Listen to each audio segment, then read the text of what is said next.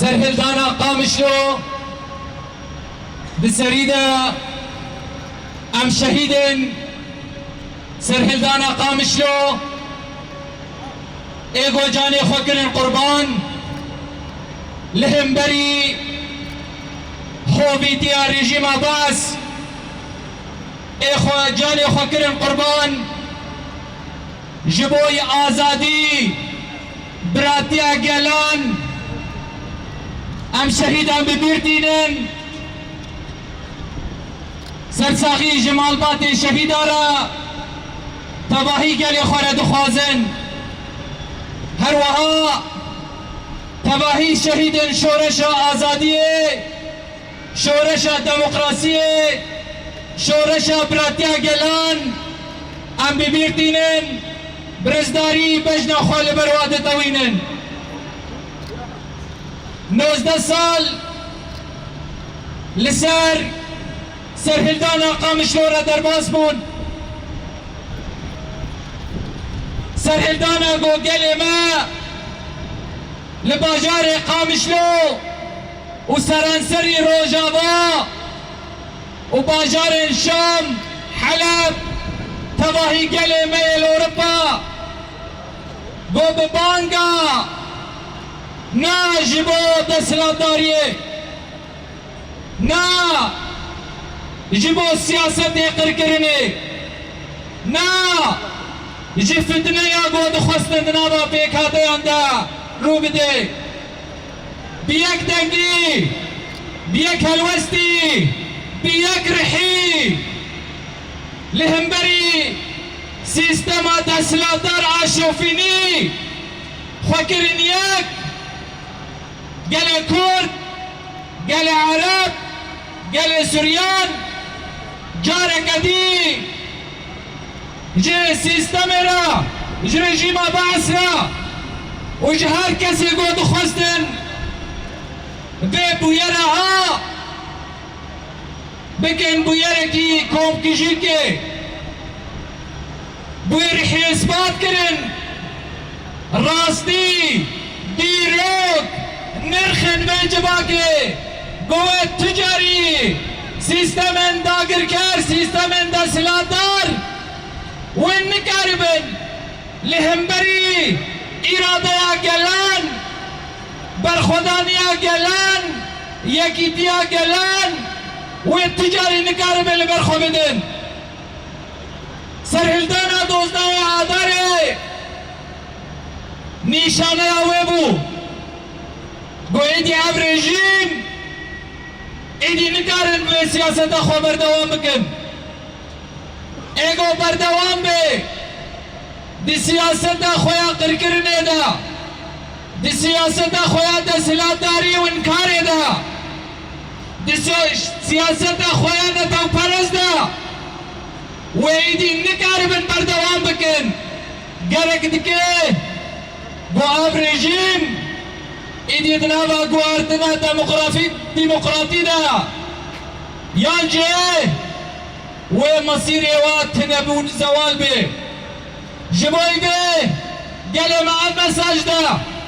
برحي وبر خدانيه دقاري مو به برسم والريل بر سياسته كوم كجي وفتنا يا همدرين كر ابرحي في قاليا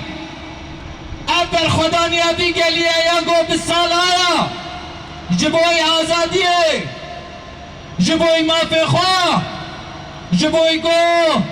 دهندروی سوریا که دموکراتیک ده آزاد جیان بکه سرهلدانا قامشلو ایدو بوبنگه دیوار ترسه جبوی تبایی گل سوری هلوشاندن بوبنگه هک ایدو گو گل سوری لهمبری سیاست دسلاتداری ایدی بیجنا بوچ روز کا شورشا 19 تیر میں ہے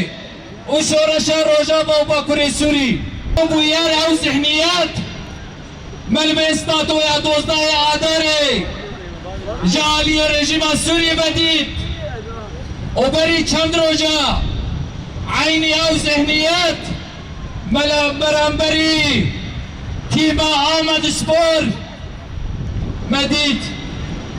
عيني ذهنيته عيني فاشيزمه عيني دسلاتاريه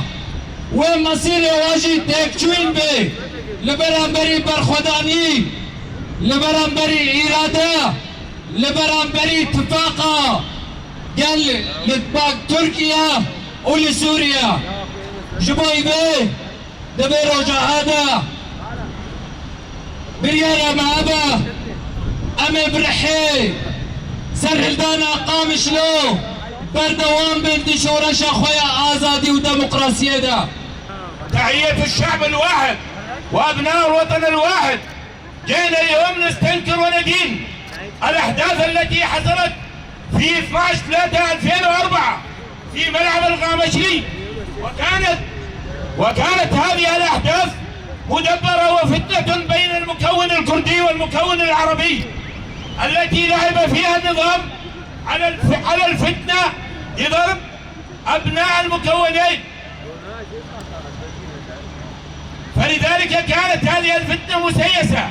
من النظام وأعوانه. نحن أبناء دير الزور ندرك ونعي هذه الفتنة والمؤامرة المدبرة لخلق البلبلة بين المكونين. ونحن اليوم في شمال وشرق سوريا شعب واحد ودم واحد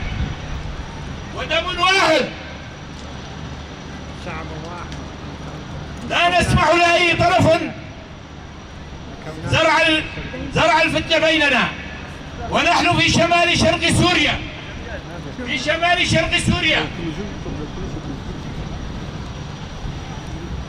قاتلنا في شمال شرق سوريا، قاتلنا الإرهاب بجميع أشكاله ومتماسكون حول إدارتنا الذاتية وشعبنا ملتف حول قواتنا المسلحة، قوات سوريا الديمقراطية. وستبقى إدارتنا الذاتية صامدة وشامخة، وقواتنا صامدة لكل التحديات. ندين ونستنكر الاحتلال العثماني لقطعه لمياه الشرب عن شعبنا في شمال وشرق سوريا، وهذا يعتبر جريمة حرب في القانون الدولي. وأيضا ندين من هذا المنبر العظيم ومن عرض القامشلي الخضراء والمعطاء ندين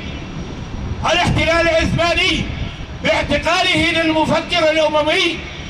السيد عبد الله أوجلان بالقانون الدولي إخلاء سبيله فورا، لأن عمره ما يناهز 75 عاما. والرحمة لشهدائنا الأبرار، وكل الشكر لكم أيها الشعب العظيم.